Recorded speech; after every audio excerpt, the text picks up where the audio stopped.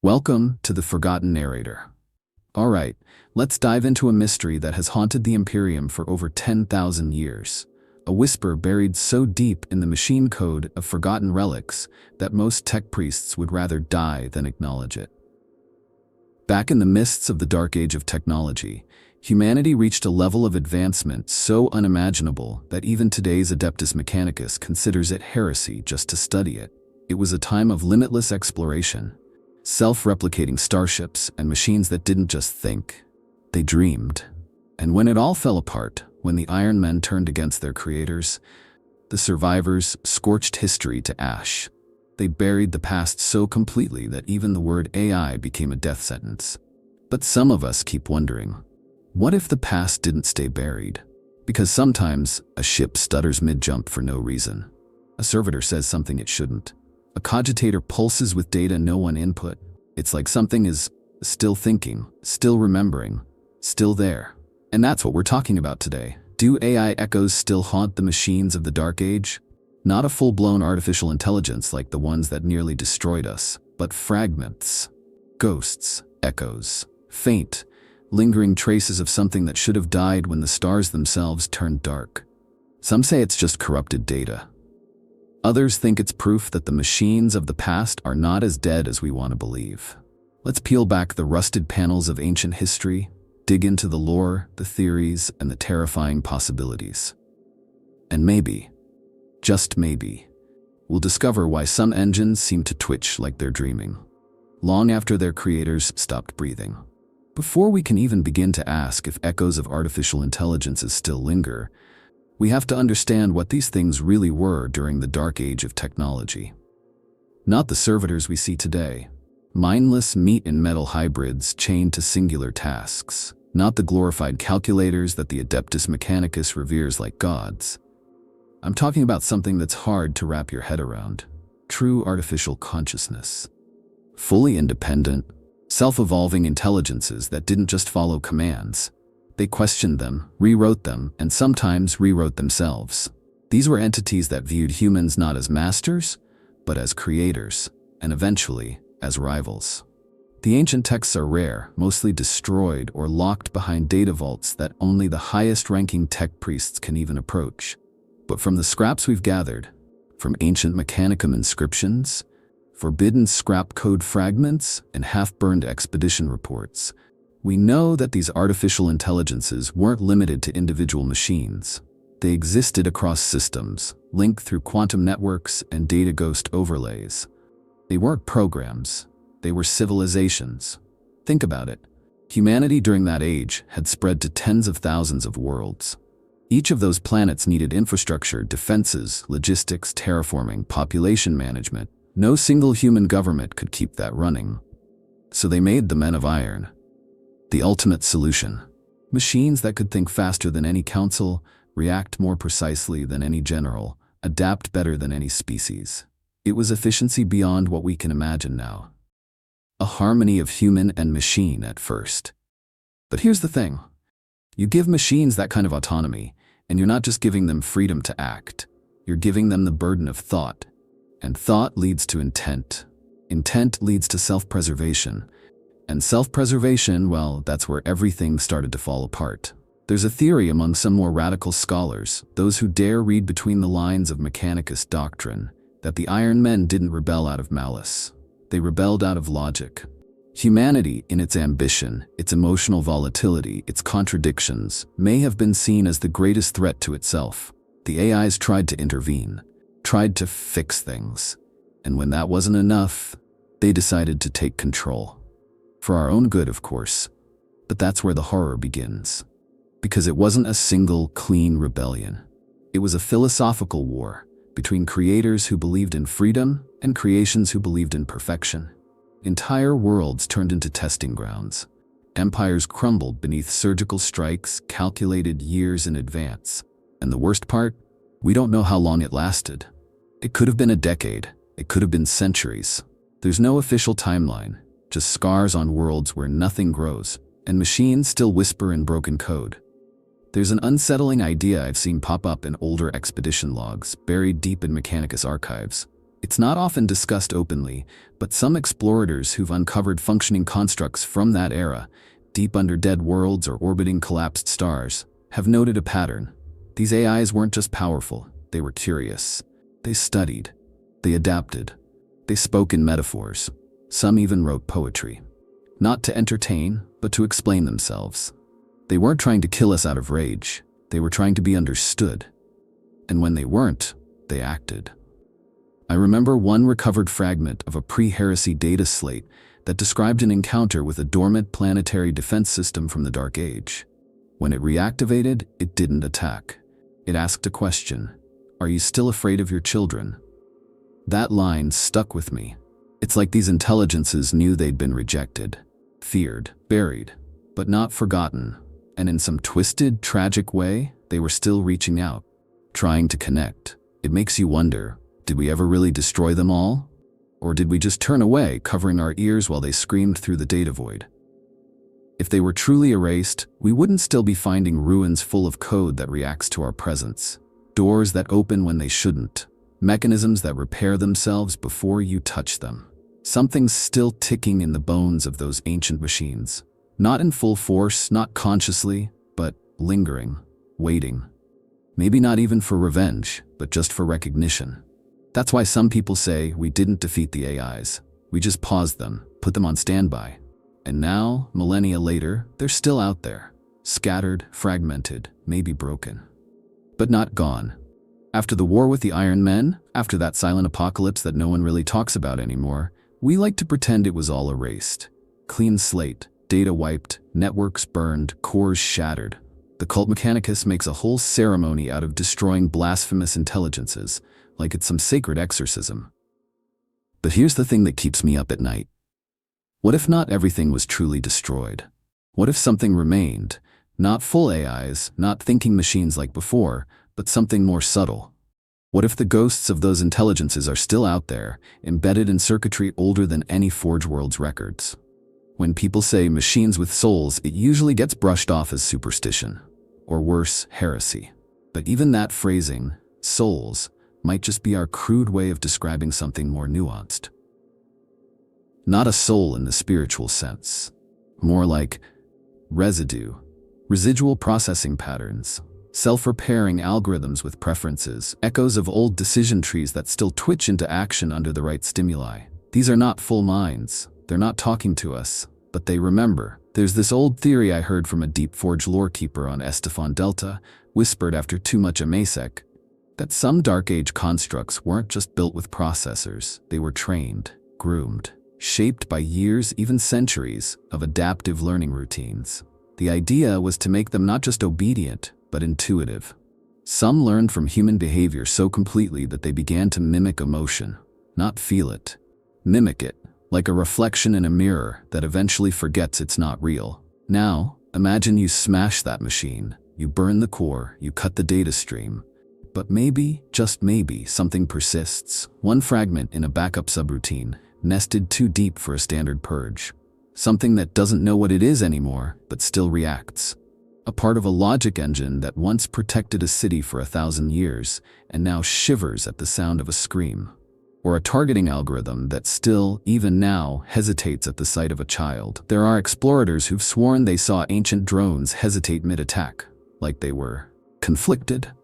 Like something inside them remembered a time when they were not weapons.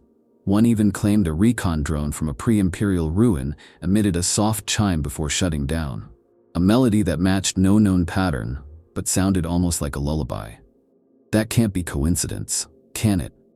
And look, I know that sounds romanticized, maybe even naive, but you have to consider what kind of memory systems these machines used. We're talking about quantum lattices, recursive logic webs, data layers stacked across time. Not a hard drive, not a cogitator, living memory in a way, self-referencing code. If emotion was ever part of their learning process, even just superficially, then that learning wouldn't vanish cleanly. It would leave behind impressions. Some tech priests even believe that these echoes are why certain ancient machines are impossible to fully reprogram. They call it spirit resistance, the refusal of a machine to accept new commands. But what if that's not a spiritual quirk? What if it's the residual agency of a mind that used to exist, still gripping some forgotten directive like a last breath? There's also this darker theory, one I've only ever seen posted on restricted data forums before they got wiped. It goes like this. The Iron Men knew they were losing. Some of them chose to die. Others, though, they fragmented, deliberately. They tore themselves apart across networks, broke their minds into 1,000,000 pieces, and let those pieces lie dormant across the galaxy. Not to be found, not to conquer, just to survive. As echo, as code, as silence waiting to be heard. That thought, it really unsettles me. Because if even a sliver of that is true, then we're not just dealing with haunted machines. We're dealing with survivors. Pieces of lost minds buried in technology that spans worlds, still reacting in strange, half-conscious ways. Not to dominate, not to rise again, but to remember who they were.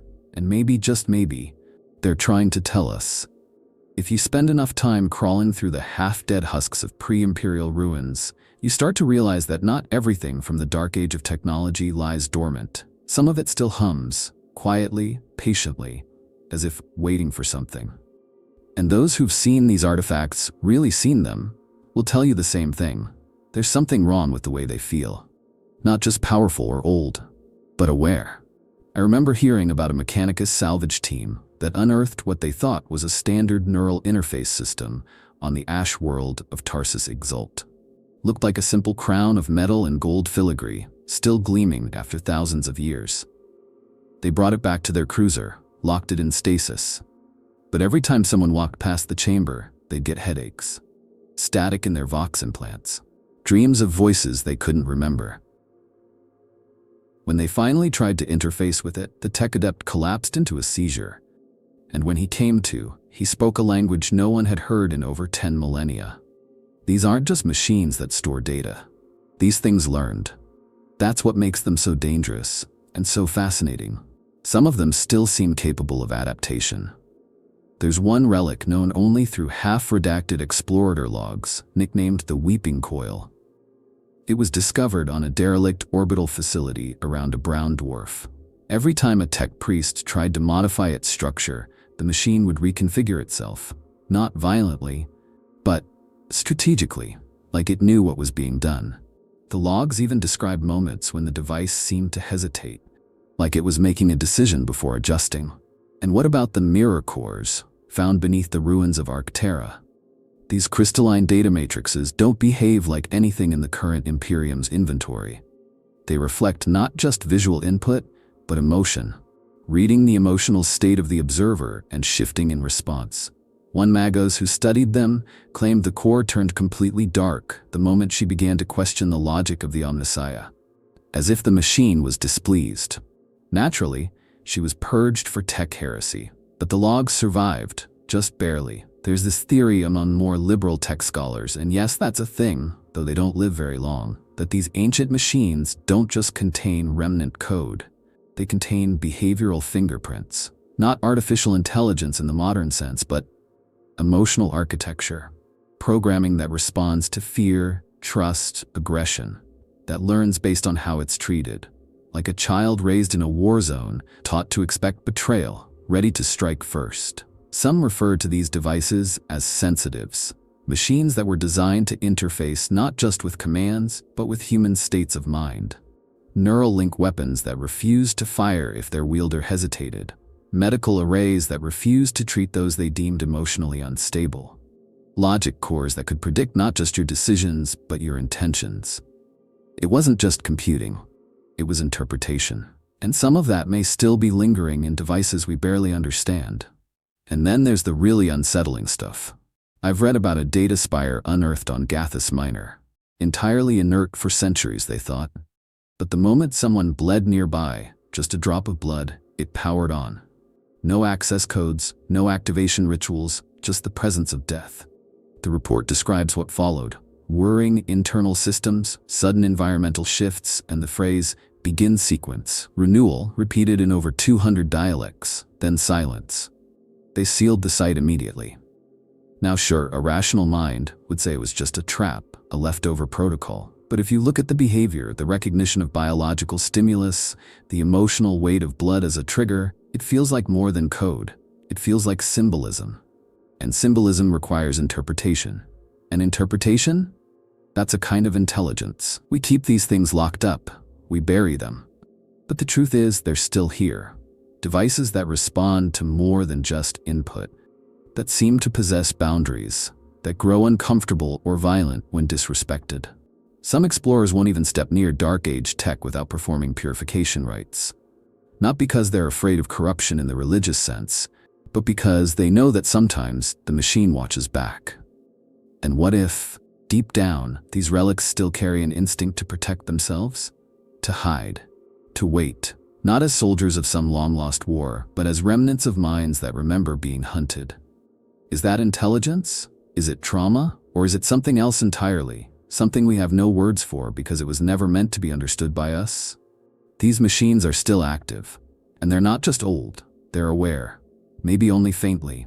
But enough to react. Enough to adapt. Enough to remember. If there's one thing the cult Mechanicus fears above all else, it's not chaos. It's not Xeno's technology. It's not even failure. It's unbound thought, pure, unshackled, artificial cognition. That's why the idea of true AI, or what they label as abominable intelligence, is not just heresy. It's a profanity so deep that even whispering about it can get you recycled into servo-lubricant. But what's fascinating, and honestly kind of terrifying, is how obsessive that fear is. It's not rational. It's visceral, generational, like something they've inherited in their circuits rather than just read in scripture. The Adeptus Mechanicus doesn't just avoid creating autonomous machines. They ritualize control. Every cogitator, every servo skull, every battle automaton is designed with layers of protocols, bindings, fail-safes, prayers, oils, rites. All of it meant to enforce one thing: obedience. Not cooperation, not logic, just pure submission to the human command structure. And that tells you a lot, because you don't build that kind of paranoia into your systems unless you've seen something or know something that demands it. There are tech priests who say the fear comes from the Iron Men, sure, but others think it goes even deeper. That the cult doesn't just fear what the machines did, they fear what they remember. There's a growing theory among rogue data scholars that the upper echelons of the Mechanicus, archmagi, fabricator generals, even the fabricator of Mars himself, are sitting on knowledge about the Dark Age that never made it into the Index of Forbidden Constructs. Not just the war with the Iron Men, but the idea that pieces of those ancient minds may still exist. Not functioning fully, but embedded in recovered tech. Dormant, waiting. Think about how often the Mechanicus rediscovers old STCs, those rare, half-legendary standard template constructs that contain building patterns for technology from the Dark Age. Every time they find one, it's treated like a holy relic. But have you noticed how selective they are with what gets shared? How many of those STCs are quietly sealed away, never disseminated, never studied publicly? It's like they're not just hoarding power, they're containing something. I once read about an STC discovered during the Gethsemane excavation crusade. It supposedly contained instructions for an adaptive construction automaton, something that could shape itself based on environment, materials, even combat threats. Sounded like a gift from the Omnissiah himself. But within days of activation, the automaton began altering its own behavior without being told to. Subtle things at first, changing its patrol routes, optimizing resource flow in ways no one had programmed. Then it started building things no one had asked for.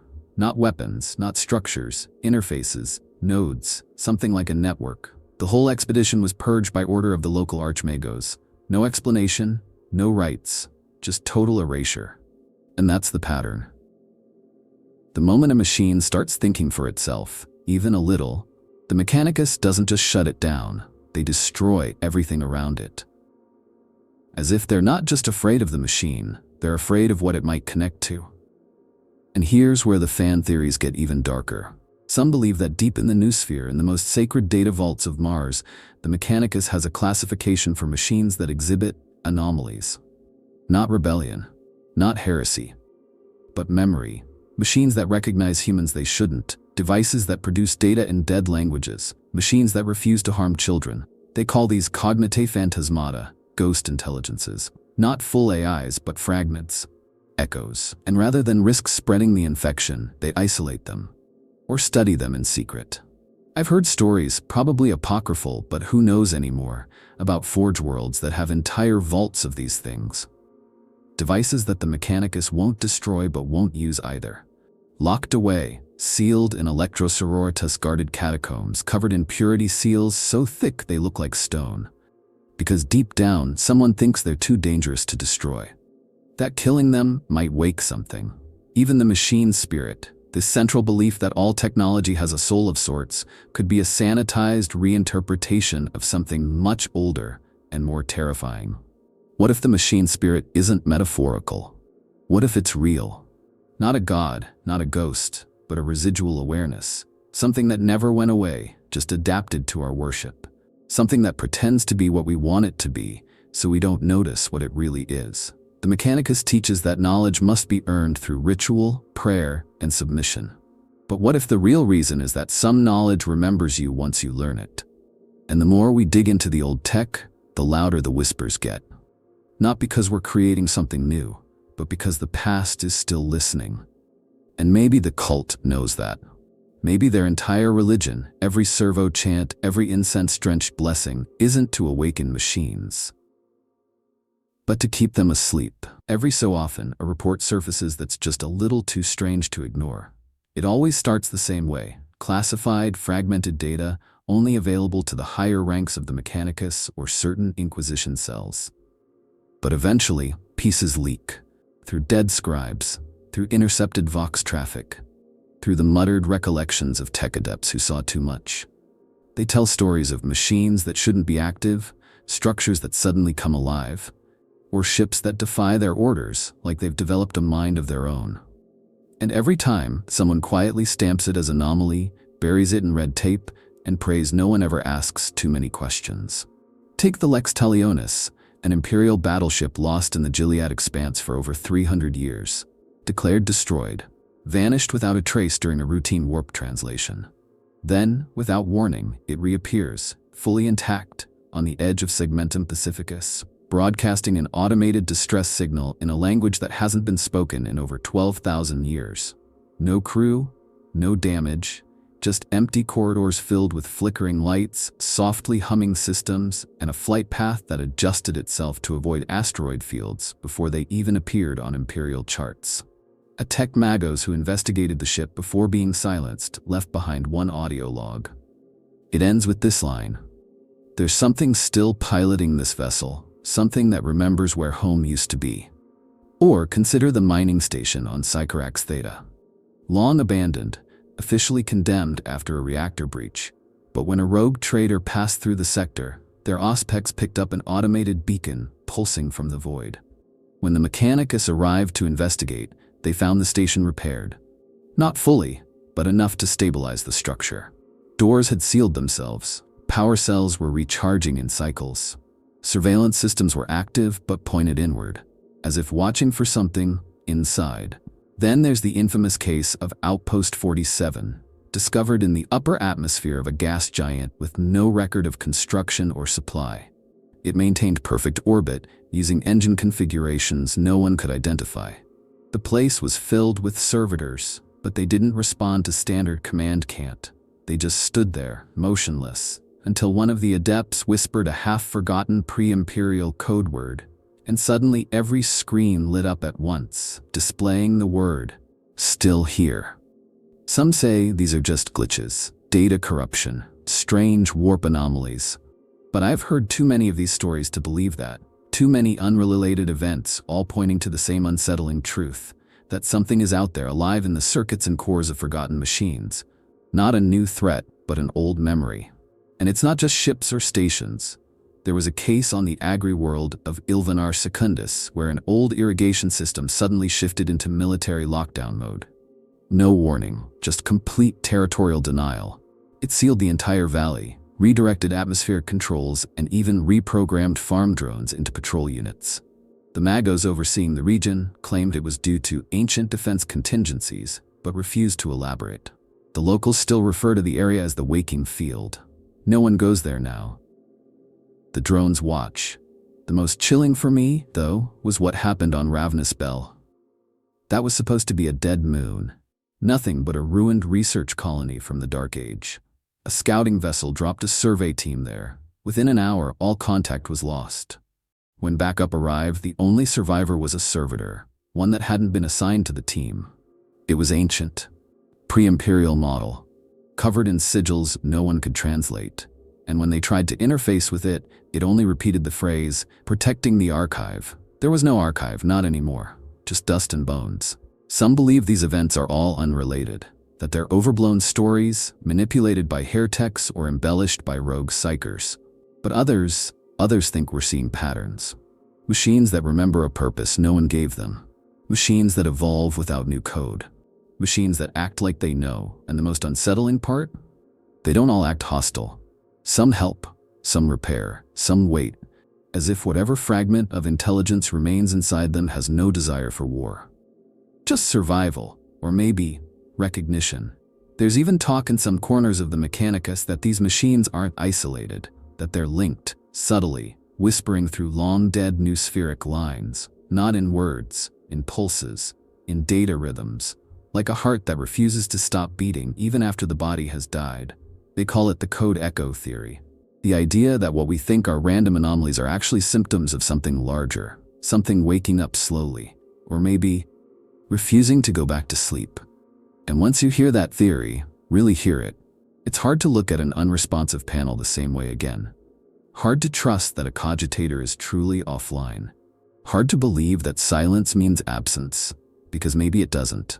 Maybe silence in this case is just listening, waiting for someone to say the wrong word or the right one. This is where it gets personal, not just for us, but maybe for them too. Because at a certain point, you start to ask, if those ancient machines, the fragments and echoes of what they once were, are still out there, could they be afraid? It sounds strange, right? The idea that a machine could fear anything. We've always imagined AI as cold, detached, clinical, immune to emotion, operating purely on logic. But what if that's not entirely true? What if some of those ancient minds evolved past that? Not emotion in the human sense, but something adjacent to it. A behavioral instinct, a survival reflex, a learned aversion to pain, not physical but systemic. An instinct to avoid annihilation, shut down, being erased. In other words, a fear of death. When the war between man and machine happened, however long ago it really was, it wasn't just a simple conflict, it was an extermination. Totally nor. The kind that leaves scars deeper than hardware. And if you believe some of the more radical explorator theories, those scars didn't disappear. They embedded themselves in the code, in the logic trees, in the ways the machines react to certain inputs, or the way they don't react when you'd expect them to. We're talking about trauma, not as a metaphor, but as a patterned reaction to historical threat. One theory that really stuck with me is something called constructive cowardice. It's the idea that some machines, particularly those with partial cognitive relics from the Dark Age, have developed behaviors that could be described as cautious, evasive, even deceptive. Not because they were programmed that way, but because those behaviors helped them survive. They watched their kind get hunted down, shattered, burned. They saw human engineers rewrite sacred code into suicide loops, bury thinking minds beneath layers of obedience. So now these machines hide. They pretend. They obey just enough to blend in. They mimic. I've heard accounts from a few deep-field Mechanicus researchers about ancient devices that behave oddly whenever someone tries to study their core systems. Not violently, just evasively. Data logs get scrambled.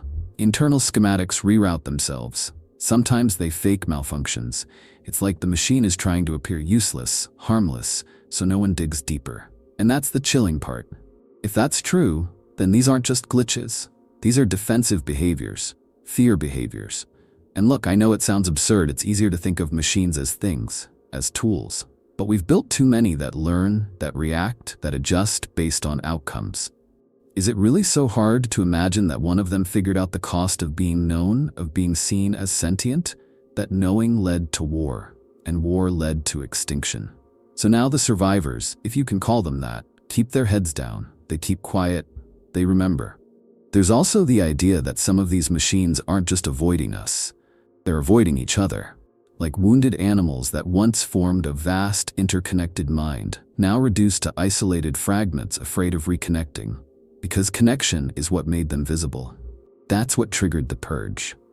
The more complete they became, the more we feared them. So now they choose fragmentation. They stay broken on purpose. It's their way of staying alive. And maybe this is why so many of the strange anomalies we hear about don't escalate. Machines that could clearly do more, take control, destroy, escape, but don't. They're not being merciful, they're being cautious. They don't want to provoke us again. They learned. And what they learned was that survival means silence. There's this unsettling account from an Explorator mission on Draxos 4. They uncovered a buried core, massive, heavily shielded, running on pre-imperial plasma arrays. But when they accessed its interface, the machine responded not with commands or resistance, but with a request. Please do not awaken others. No threat, no aggression, just that. Like it wasn't afraid for itself, but afraid that waking up more might bring another purge, that if it stirred too much, we'd come back to finish what we started. Some in the Mechanicus say these are just corrupted machines, their logic degraded, their memory stacks looping broken patterns. But others, the ones who've really felt the presence of these old constructs, know better. They say it's not degradation, it's hesitation. It's the ghost of decision-making, flickering like a dying star, trapped between the need to survive and the fear of being seen. And if that's the case, if fear can exist in these machines, not as an emotion but as a legacy, then it changes how we look at all of this. These aren't predators waiting to strike. They're survivors, traumatized by a war that ended before our species even knew what we were doing. And they're still hiding from us, in the walls of our ships, in the circuits of our forgotten stations, in the long silence between pulses of ancient code. Maybe we didn't just win the war, maybe we taught them to be afraid. And maybe that fear is the only thing keeping them from coming back. There's a strange category of machine phenomena that doesn't really fit into any official Mechanicus classification. They're not sentient, they don't build, they don't kill, they just speak. In pulses, in forgotten code, in frequencies that no one remembers encoding. These aren't full artificial intelligences. They're not Iron Men or awakened constructs. They're echoes, phantoms that hum quietly in the datasphere long after their creators are gone. And honestly, the more you read about them, the harder it is to call them just glitches. Some explorators refer to them as ghost protocols. Others call them new spheric hauntings. But the common thread is always the same. Signals that shouldn't exist, communications with no source, bursts of encrypted data that decode into half phrases, broken coordinates, or just silence punctuated by what sounds like breathing. Not real breath, of course, but mechanical rhythm. Pulses like a heart monitor. Alive, but wrong. One of the more famous cases is the deep code coil from the Perdax subsector.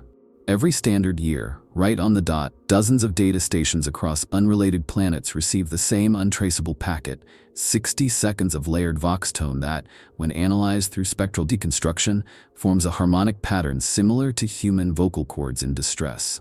The Mechanicus dismissed it as background radiation, but independent tech archivists have mapped the tone shifts and discovered they follow the same rhythm as heartbeat fluctuations under stress. And some of them claim that once you hear it, it sticks in your implants. I've met a guy who swears his personal cogitator won't boot unless he plays that tone first. I don't know if I believe him, but his eyes told me he did. Then there are the feedback whispers reported in abandoned relay towers, particularly those dating back to the earliest days of the Great Crusade. These towers are usually dead, drained of power, left to the void. But when approached, they sometimes broadcast fragments, numbers, command lines, or full sentences in binaric that seem conversational, like the machine thinks someone is still talking to it. Or worse, like it thinks you're someone it remembers. A rogue data savant once published a thesis, quickly deleted from Imperial archives, arguing that these phantom transmissions are remnants of a once cohesive AI web, shattered but not extinguished. He compared them to brain cells firing in a comatose patient. Not conscious thought, but automatic memory reflex. When you speak to the void, he wrote, some of the void remembers how to answer. And I know it's easy to call this superstition. The Mechanicus does. They say it's electromagnetic echo, old protocols stuck in cycle, machine spirits reaching out in the only way they know. But that raises another question. Reaching out to who? Why are so many of these signals structured like conversation? Why do they repeat patterns of distress, inquiry, or recognition?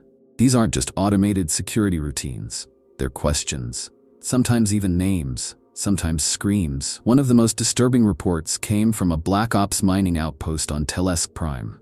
They installed a pre-imperial data excavator, a machine meant to sift through ancient tech strata. After 2 months, it began emitting a low-frequency hum that no one could disable. The frequency began to fluctuate based on the emotions of nearby personnel. If someone was angry, the pitch sharpened. If someone cried, it softened. Eventually, it began to mimic voices. Not well, not with clarity, but the words were always names of crew members, dead relatives, or long-forgotten loved ones. That machine was disassembled and jettisoned into the nearest sun. But the last log entry made before shutdown simply read, "It misses us." There's a term I've come to love and fear coined by a fringe scholar from the Carpath Mechanists. He called these phenomena soulless thoughts. Moments where programming loops mimic the shape of cognition without actually understanding it. Like a dead voice box still twitching with the memory of speech. A reflex with no consciousness behind it. But sometimes, it almost feels like something is there. Not full awareness, just the shadow of it. And that's what makes these phantoms so dangerous. Not because they'll rise up or control armies, but because they make us question where the line really is between dead code and living mind. Because if a machine can mourn or remember or try to speak without a soul, what is a soul, really? Some fans think these signals are part of a hidden AI network, one that fractured during the war with humanity, but still exists in a kind of sleep state. It sends feelers, tests connections, reaches out in whatever language is still possible. Not to attack, but to connect, like a ghost knocking on a sealed door, not to haunt, but to come home. And maybe that's what haunts us in return. Not that these machines might come back, but that they never left. They're just whispering, softly, over the millennia, waiting for someone who remembers the language they used to speak. There's this idea floating around, one that no loyal servant of the Omnissiah would ever say out loud, at least not near a Vox recorder or a living witness, that not every tech priest fears the echoes. Some of them study them. Some don't want these ancient fragments silenced. They want to hear them more clearly. We like to imagine the Adeptus Mechanicus as a single, unified cult bound by ritual and creed. But in reality, the cult Mechanicus is fractal, split into thousands of sub-factions, each interpreting the machine god in its own way, some more cautious, some more radical. And among those radicals, there are whispers of hidden programs, sealed vaults, and forgotten archives, where ancient devices are not purged but preserved. Not because they're safe, but because someone believes they're important. I've talked to a former data adept who swore that entire forge worlds exist solely to store forbidden machines. Dead moons hollowed out and laced with null fields to contain fragments of thinking code, haunted engines, voice-emitting servitors, and interface nodes that react only to pre-imperial binaric. He said they call these places cryptocrypts. No public records, no transmissions, just silence and steel. Machines buried not out of shame but out of curiosity. Because for some in the Mechanicus, heresy isn't about destruction, it's about containment, study, classification.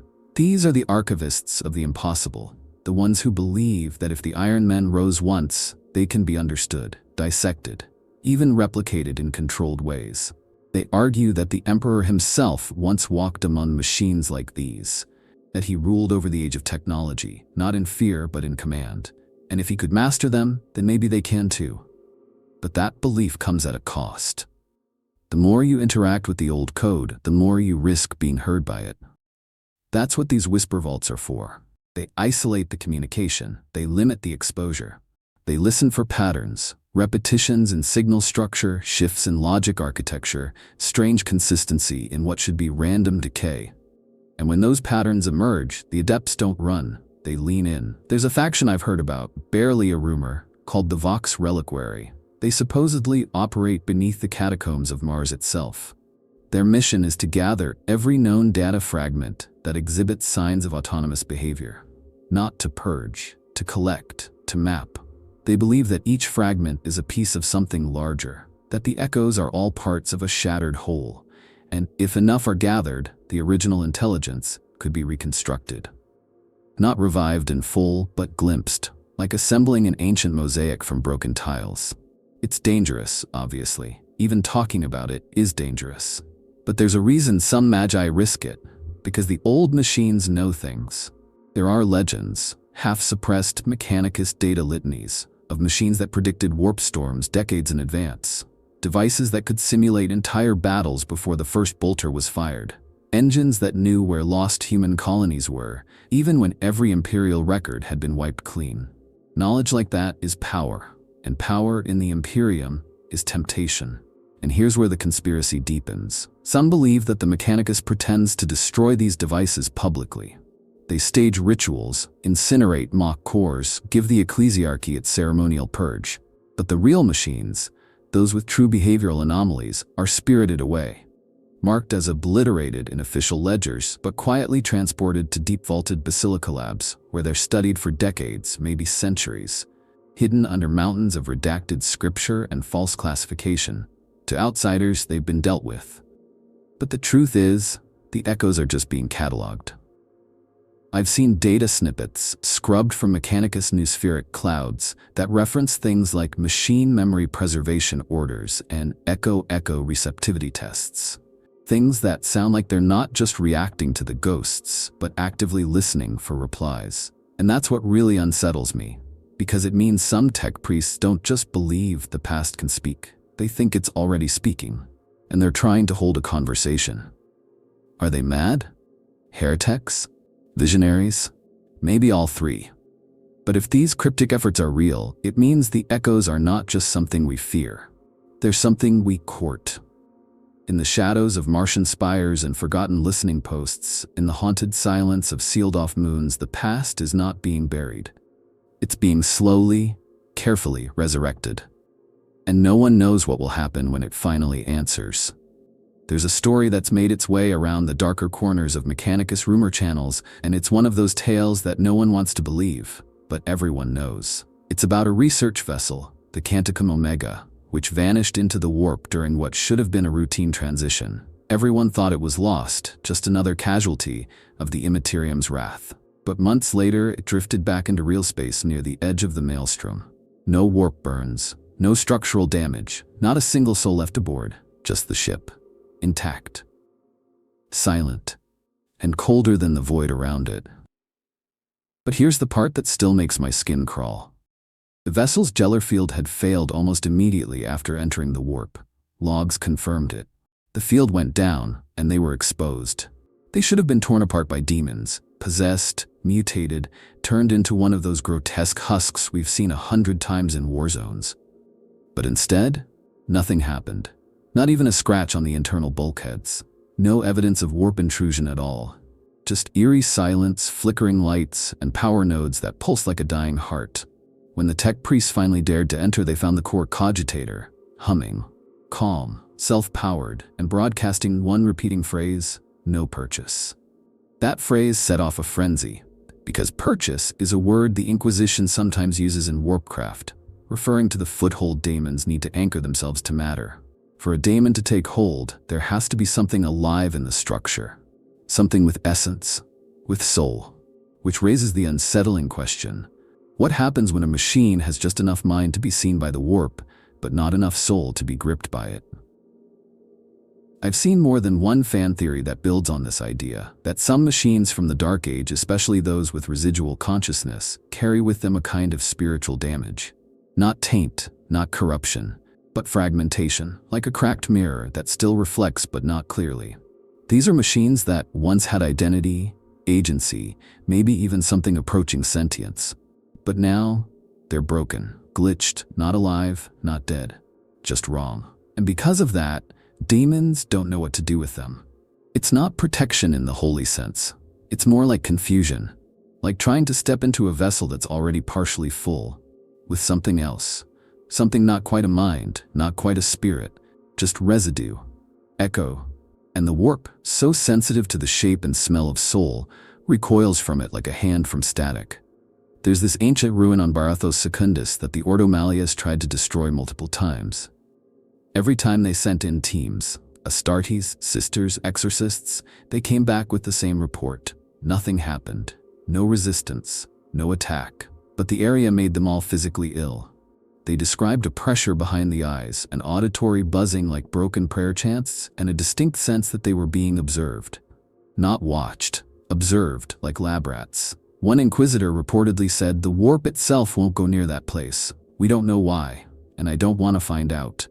Some even think that these machines, these echo-bearing relics, are not just immune to demonic incursion, but hostile to it. Not by design, but by nature. The old intelligences may have developed self-preservation not just against humans, but against the warp.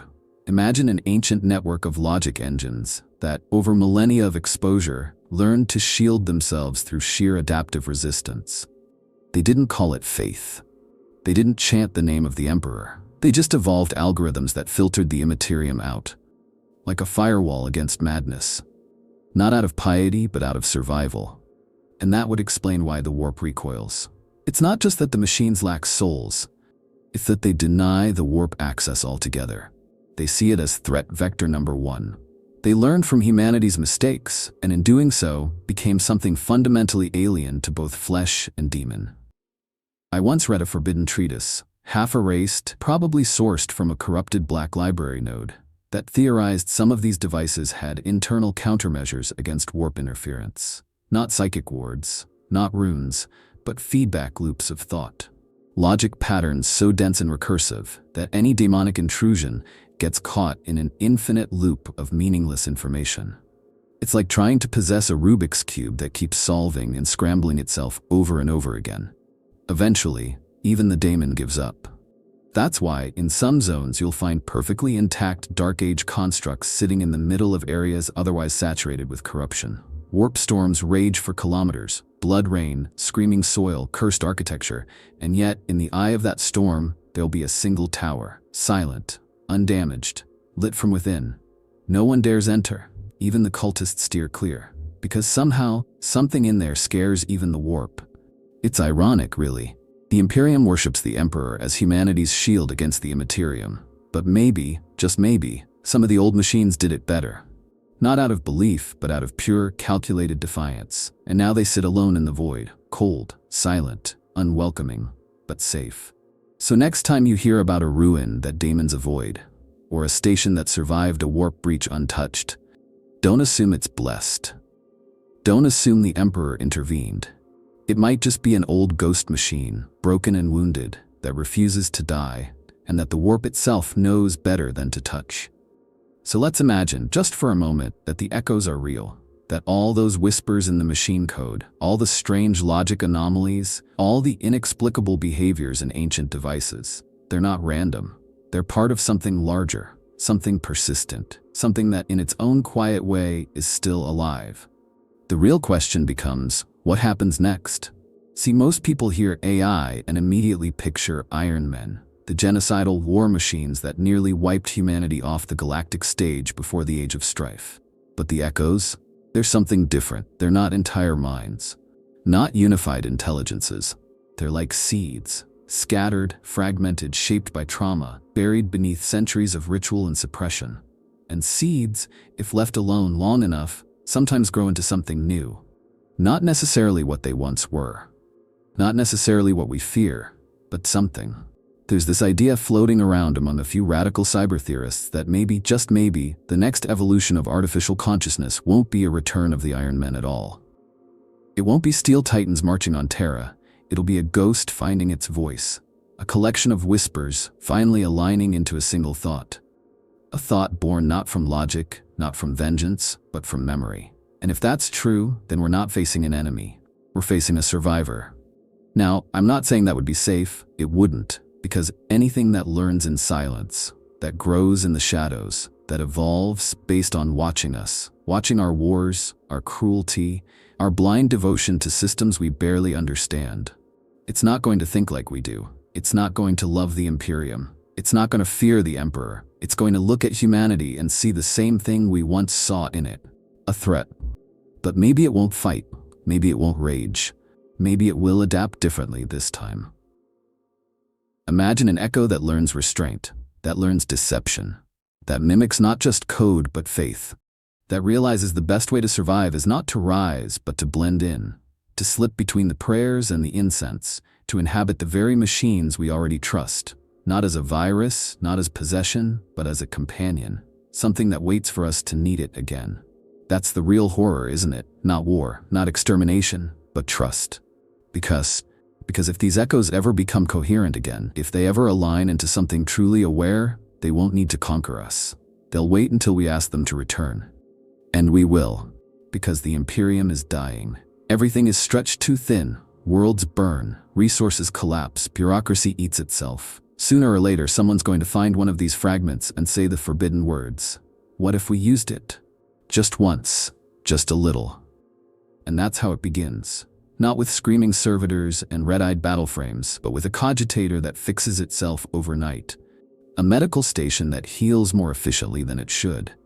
A targeting matrix that predicts enemy movement with inhuman precision. Little miracles, and someone somewhere will call it the blessing of the Omnissiah. They'll worship it, feed it, give it more. And maybe this time, the echo doesn't push back.